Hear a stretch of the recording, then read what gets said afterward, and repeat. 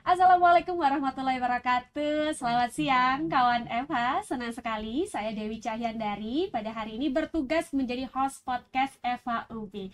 Sudah hadir di samping saya dosen yang luar biasa. Beliau adalah Dr. Lucky Endrawati SHMH. Tepuk tangan dulu dong. Tepuk tangan. Untuk Bu Dr. Salam Lucky. kenal. Selamat siang. Sehat Selamat Ibu? siang. Alhamdulillah sehat. Luar biasa. Alhamdulillah. Siap. Sedikit saya membacakan profil beliau. Beliau adalah Dr. Lucky Endrawati SHMH. Beliau adalah Ketua Bidang Hukum di Satgas Penanggulangan dan Penanganan Kekerasan Seksual di Universitas Brawijaya. Dan juga beliau adalah ahli tindak pidana kekerasan. Wow. Ahli tindak pidana kekerasan. Emang ada yang nggak kekerasan ya, Bu? Ada yang lunak kah atau seperti apa, Bu Lucky? Ya, konsepnya bukan kebalikannya, bukan apa lawan katanya ada kekerasan, ada yang lunak.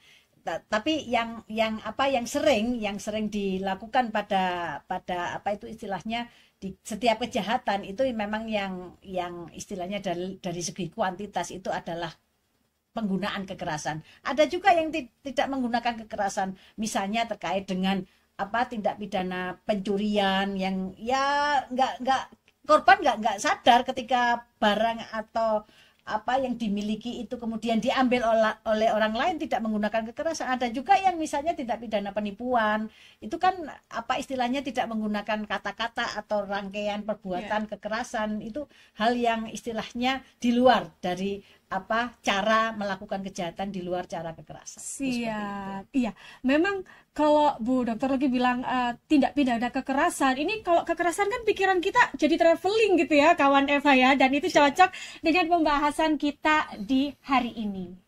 Izin Bu Dokter Lucky, kita mungkin dalam pembahasan kali ini, saya harus disclaimer di awal bahwa ini adalah penjelasan tentang bernuansa edukatif ya, para kawan Eva. Jangan sampai ini sama sekali tidak tabu ya, Bu Dokter Lucky ya. Ini adalah omongan yang sangat bermuatan edukasi. Baik, Bu Dokter Lucky, kita mengetahui bahwa di era digitalisasi sekarang ini, semua apa-apa serba digital.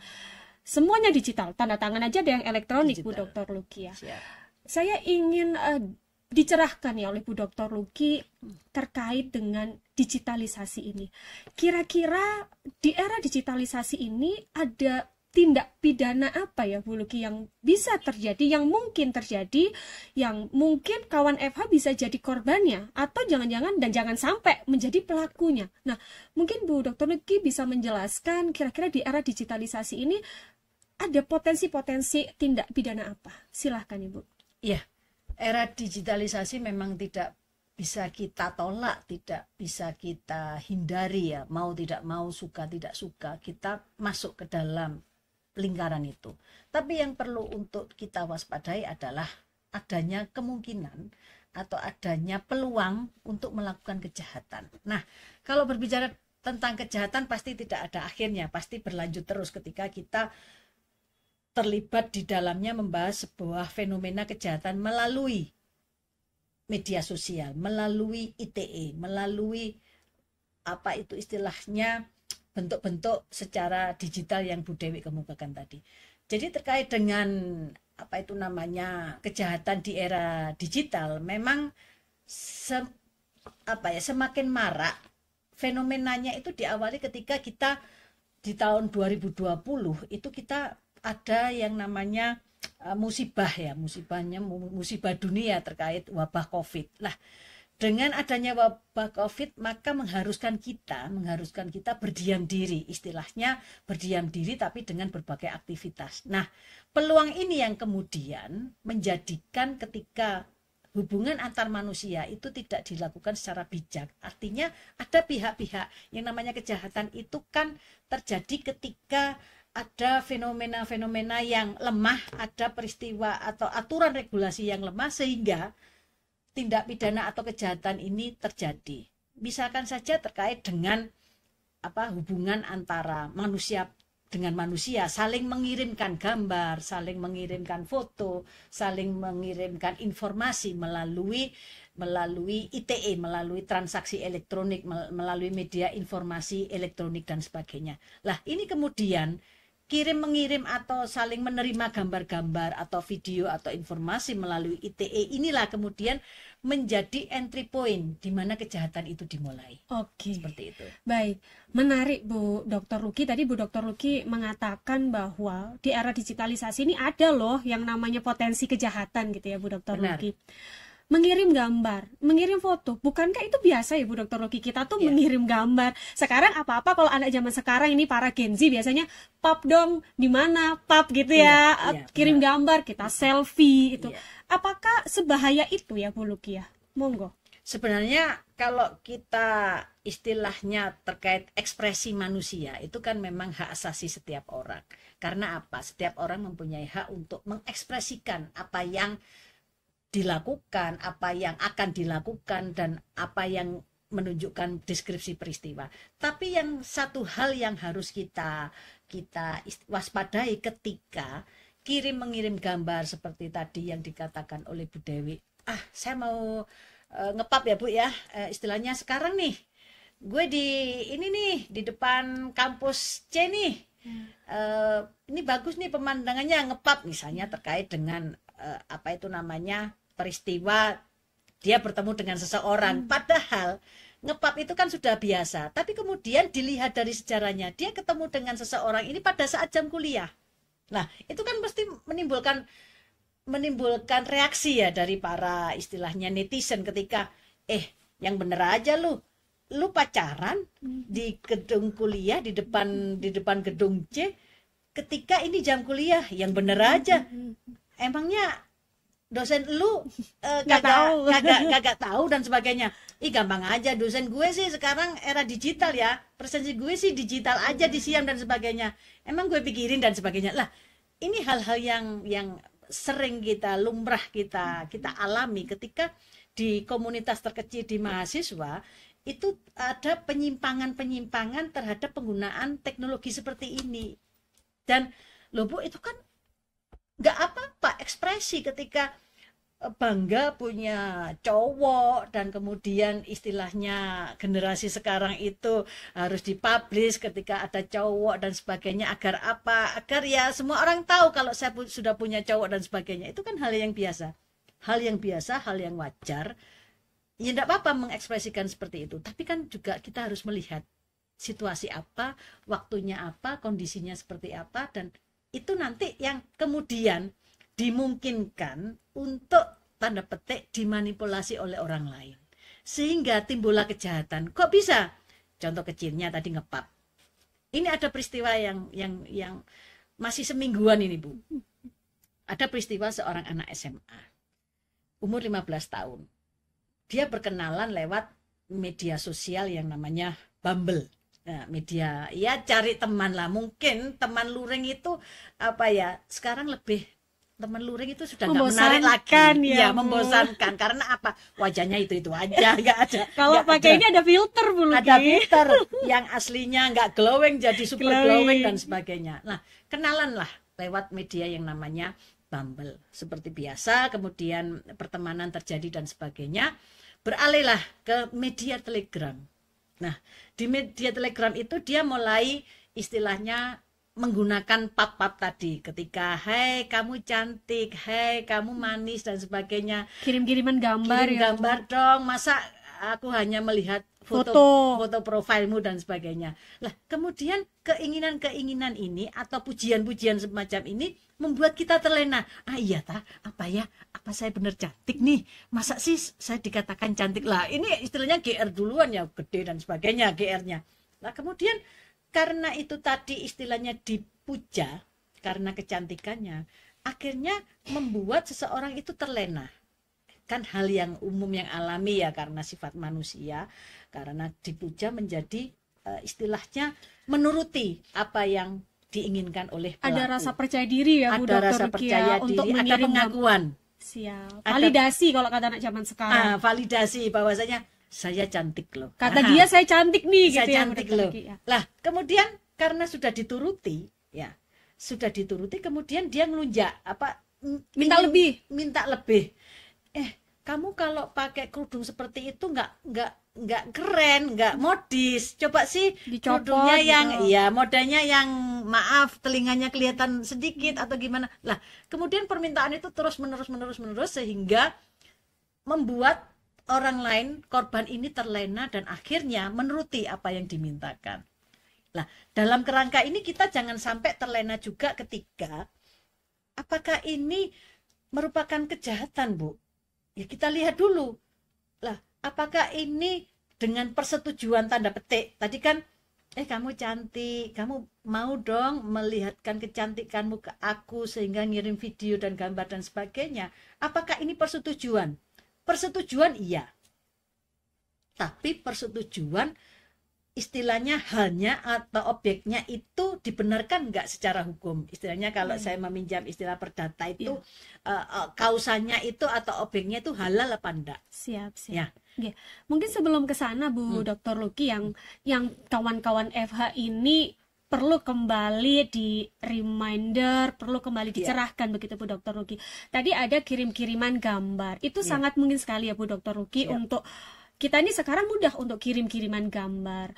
Nah, tadi Bu Dr. Lucky ada bukan konsep ya, ada seperti syarat pujian-pujian seperti untuk menarik agar calon korban mungkin bisa mengikuti lebih dari itu begitu. Nah, pertanyaan saya kemudian Bu Dr. Lucky, mengirim gambar yang mohon maaf tidak senonoh, bugil atau kelihatan porno begitu ya Bu Dr. Lucky, apakah itu bisa dikualifikasikan sebagai sebuah tindak pidana atau tindak kejahatan? Termasuk tadi ada unsur yang Bu Dr. Lucky katakan diawali dari pujian-pujian. Nah ini hati-hati nih kawan FH ya, sama buaya-buaya darat ini ya, yang kalian nggak tahu siapa anta beranta nih Bu Dr. Lucky. Ini harus dinasihatin ini kawan FH. Mau nggak Bu Dr. Lucky? Kalau sekarang saya menyebutkan bukan buaya darat lagi Bu Dewi, apa? Buaya medsos. Karena apa? Buaya medsos ini nanti akan melihat kelemahan pada diri calon korban, pada apa istilahnya kelemahan dari pribadi korban itu untuk terus menggali apa? Mengirimkan gambar-gambar atau video-video atau konten-konten yang bermuatan kesusilaan.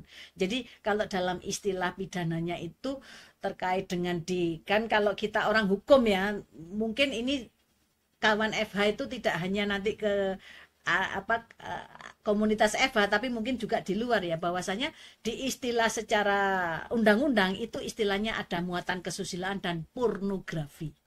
Jadi gambar-gambar bagaimana yang bermuatan kesusilaan itu ada istilahnya kualifikasi atau kriterianya.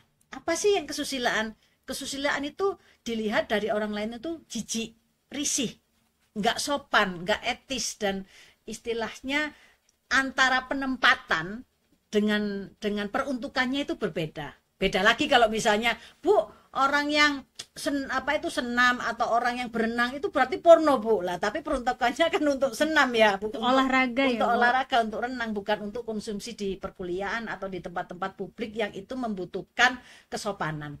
Nah, saya lanjutkan tadi terkait dengan anak 15 tahun ya, ketika dia mengirimkan gambar-gambar dan sebagainya. Nah, yang pertama, dalih atau alibi dari pelaku ini adalah tadi pujian.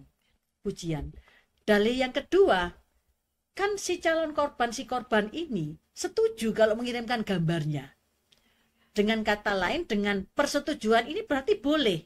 Tidak demikian, karena dalam catatan akhir tahun yang setiap tahun dikeluarkan oleh Komnas Perempuan itu terkait dengan pornografi, terkait dengan kesusilaan, itu ada istilahnya, bahwasanya ada istilahnya revenge porn. Artinya apa? Balas dendam pornografi kalau lebih diterjemahkan. Lah, ketika tadi yang saya katakan anak SMA 15 tahun, kemudian baru menyadari ketika gambar atau video itu sudah terkirim, sudah diterima oleh pelaku. Tadi bentuknya telegram. Fatalnya lagi, karena jangankan anak SMA yang 15 tahun, kadang kita kaget ya. Saking kagetnya, terkejutnya, saking sadarnya, kita kemudian menghapuslah bukti-bukti yang sudah pernah kirim, yang melalui telegram tadi, kita hapus. Lah, kesulitannya di sini karena pelaku tadi sudah menguasai pribadi korban. Akhirnya tadi yang dari Bumble itu beralih bergeser ke Telegram. Nah, salah satu keunggulannya Telegram adalah ketika dihapus apa istilahnya sejarah atau histori dari apa yang pernah dikirim, chat-chat dan sebagainya, hapuslah sudah, jejak digitalnya tidak akan nampak. Ini yang menjadi kesulitan ketika kasus ini dilaporkan oleh orang tua korban. Lah, kepada penyidik kesulitan. Apa yang harus saya lanjutkan sedangkan bukti-buktinya sudah hilang. Lah, sekali lagi terkait dengan menetapkan seseorang sebagai pelaku itu tidak mudah. Karena apa? Sekali lagi kita berbenturan dengan hak asasi manusia. Jadi di sini apa itu namanya, ada dua sisi hak asasi manusia yang dalam hukum pidana itu diistilahkan pedang bermata dua. Karena apa? Di satu sisi melindungi hak berekspresi tadi ya, itu juga HAM. Di satu sisi untuk menetapkan seseorang ini sebagai tersangka, itu kan harus ada alat bukti yang kuat, harus ada cukup bukti permulaan sehingga seseorang itu dinyatakan sebagai pelaku atau tersangka. Nah, kembali lagi, Telegramnya dihapus, jejak digitalnya nggak ada juga, hapus juga. Apa yang dilaporkan? Nah, mungkin terkait dengan jejak digital yang lain itu adalah bukti chat. Tapi bukti chat juga kan biasanya norma-norma saja seperti yang tadi saya utarakan bahwasanya, hai kamu cantik, kamu manis deh. Apakah itu juga terkait dengan kesusilaan? Kan belum tentu. Itu adalah pemujaan atau memberikan apresiasi terhadap istilahnya penghargaan terhadap tubuh perempuan dan sebagainya. Ini yang menjadikan kasus-kasus terkait dengan revenge porn ketika tadi korbannya sadar terus tidak mengirimkan, kemudian si pelaku ini kemudian mengirimkan gambar-gambar yang sudah diterima itu ke orang-orang terdekat. Baik. Biasanya ke orang tua dulu. Orang tua akan kaget, loh, anak saya masa seperti ini dan seperti ini. Siap. Ya. Izin Bu Dr. Luki, berarti di sini pertama mengirimkan gambar masih oke kalau misalnya tidak menyangkut yang tadi Bu Dr. Luki katakan kesusilaan atau pornografi. Benar. Tapi itu pun mungkin kalau saya lihat dari penuturan Bu Luki juga harus hati-hati kamu ngirim ke siapa, untuk tujuan apa gitu ya. Jadi itu memang kawan Eva perlu waspada, jangan bermudah-mudah untuk mengirim gambar. Kemudian tadi Bu Dr. Luki yang ini istilah yuridis atau akademis ya Bu, ada namanya pornografi balas dendam. Ini banyak kita saksikan bahwa si A punya hubungan dengan si B, ketika si A diputus kemudian pasangannya, mantannya ini mengirimkan gambar-gambar yang tidak senonoh. Nah ini ternyata itu diatur ya Bu Dr. Luki di dalam hukum pidana. Iya, jadi kalau kita telaah semua undang-undang itu kan sifatnya generalis. Tidak mungkin sebuah undang-undang itu merinci jenis-jenis atau bentuk-bentuk tindak pidana misalnya revenge porn ini kan memang tidak ada kekhususan. Tapi kita bisa melihat pasal-pasal yang pertama di undang-undang apa itu namanya ITE. Undang-undang ITE yang terbaru terkait dengan perubahan 2 undang-undang ITE sebelumnya adalah di Undang-Undang 1 tahun 2024. Di sana sangat sangat komprehensif karena ini sifatnya merubah atau memperbaiki undang-undang yang sebelumnya. Jadi di dalam pasal misalnya di pasal 27 ayat 1 Undang-Undang ITE itu tidak hanya melarang setiap orang dan melawan hak itu mengirimkan gambar-gambar yang bermuatan kesusilaan saja, tapi juga menjerat mereka yang dengan cara atau menggunakan ITE itu digunakan untuk melakukan pemerasan dan pengancaman. Seringkali kita bingung, loh apa sih bedanya memeras sama mengancam? Kalau pemerasan itu artinya si korban itu harus menuruti kehendaknya pelaku dengan menyerahkan barang atau benda yang diinginkan oleh pelaku. Misalnya, Bu Dewi saya ancam, Bu Dewi kalau misalnya tidak menyerahkan TF transfer ke saya hari ini sejumlah ini, maka foto gambarnya Bu Dewi yang saya edit melalui AI dan sebagainya nanti dalam hitungan detik akan kemana-mana. Nah, Baik, itu baik. pemerasan. Jadi caranya sama memang. Sama-sama menggunakan kekerasan atau ancaman kekerasan. Yang sulit untuk membuktikan ancaman kekerasan ini adalah penderitaan yang dialami oleh apa itu korban. Ketika tadi misalnya anak SMA si A ini 15 tahun, ketika dia mengalami istilahnya sadar terus kemudian menghapus semua jejak-jejak digitalnya melalui Telegram itu dihapus, dia kemudian depresi, Bu. Kemudian dia mengalami kegoncangan jiwa yang hebat, katakanlah tidak mau ke sekolah, dia mengurung diri di kamar, Malu. tidak mau aktivitas, malu, merasa kalau ketemu orang nanti Jangan-jangan udah ini. pernah lihat Ya, gitu ya. atau jangan-jangan ini pelakunya, atau jangan-jangan ini yang mendistribusikan. Ada trauma ya, Bu Dokter Ada Luki? trauma. Nah, seringkali stigma-stigma seperti ini secara hukum pidana, itu kita harus membuktikan apakah seseorang itu mengalami depresi, atau mengalami tekanan jiwa dan sebagainya. Ini seringkali menjadi polemik, menjadi dilema ketika korban ini tidak mau diperiksa. Jadi kalau penyidiknya itu kan harus membuktikan apakah seseorang ini benar-benar terancam apa tidak. Kondisi psikisnya. Iya. Jadi bukan secara fisik, kondisi psikisnya. Jadi si nanti polisinya atau penyidiknya itu apa itu bisa merujuk atau membuat rekomendasi untuk membuat namanya visum et repertum psikiatricum, VERP, ada P-nya. Jadi kalau misalnya dianiaya itu kan hanya VER, visum et repertum.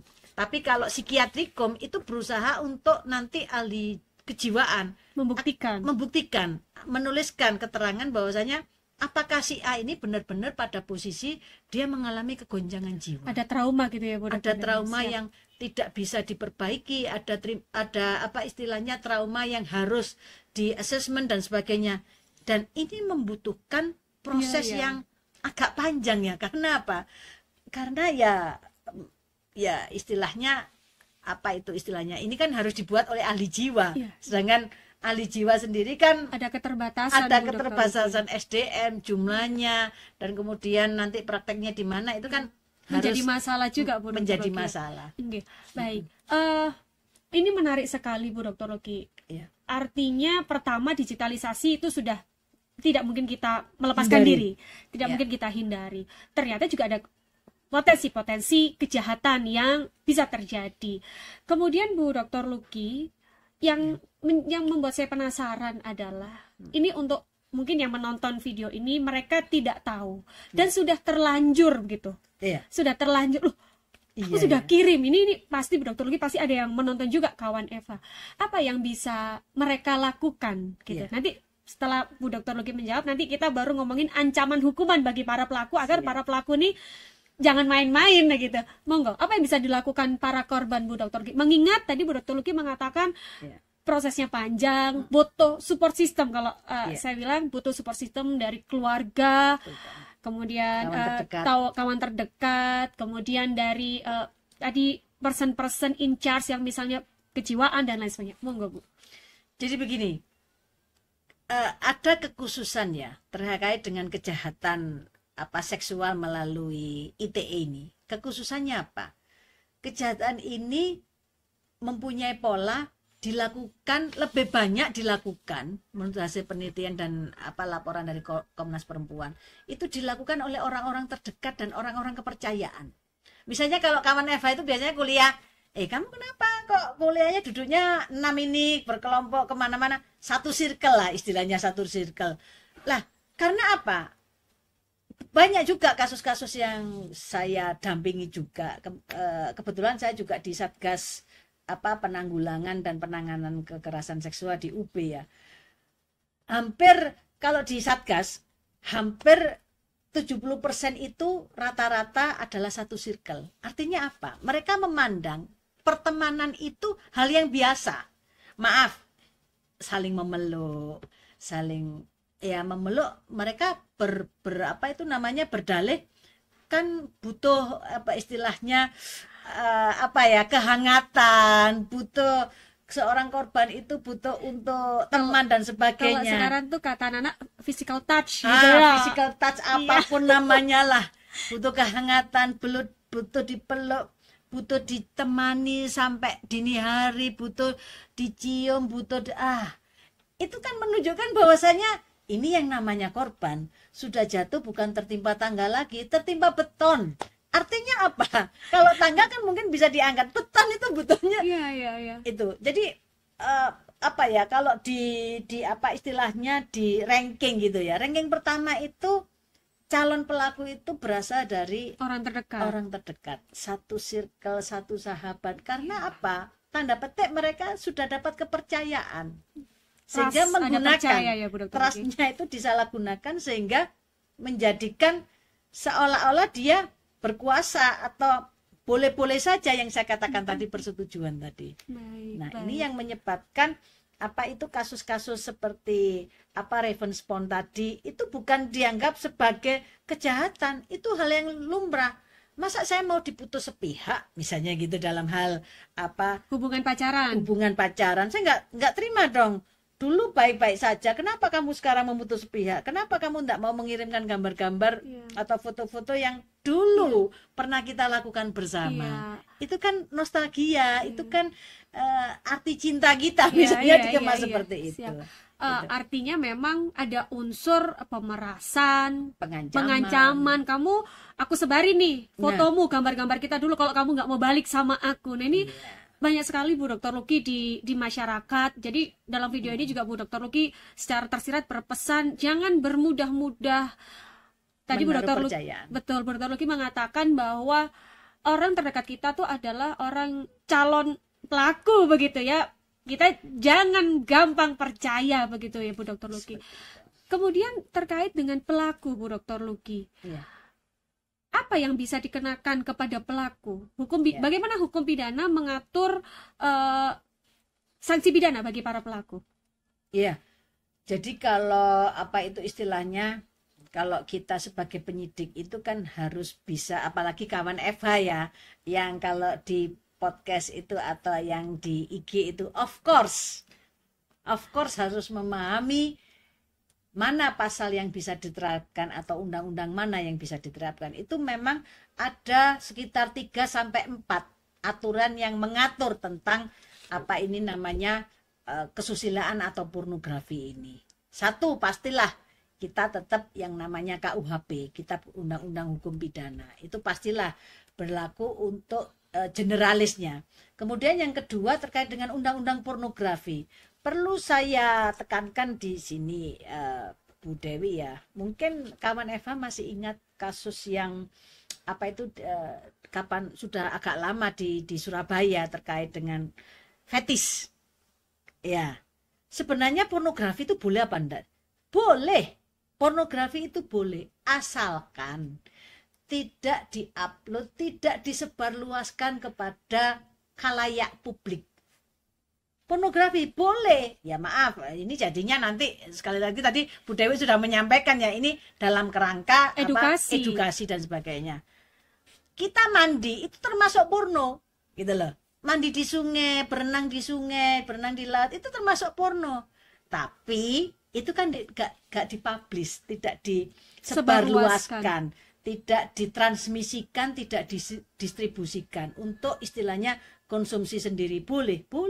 Nah itu yang perlu digarisbawahi bahwasanya hal yang dilarang, hal yang diatur secara rigid oleh undang-undang itu adalah ketika hak privasi seseorang itu kemudian dilanggar.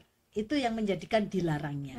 Tadi KUHP, Undang-Undang 44 2008 tentang pornografi, Undang-Undang ITE yang terakhir diubah dengan Undang-Undang 1 2024 dan yang terakhir Undang-Undang TPKS, Undang-Undang Tindak Pidana Kekerasan Seksual melalui Undang-Undang 12 tahun 2022. Nah, ada 4 undang-undang yang bersinggungan di sini. Mana yang mencocoki? Ya, semua tergantung dari kasusnya, Bu Dr. Case per case-nya, kasus by case-nya seperti apa, satu peristiwa seperti apa, sehingga itu nanti bisa istilahnya apakah 4 undang-undang itu digunakan semua? Ya tergantung peristiwanya seperti apa. Baik. Dan itu istilahnya tidak hanya kekerasan seksual saja, tapi juga caranya tadi memeras enggak? Ya. Mengancam enggak?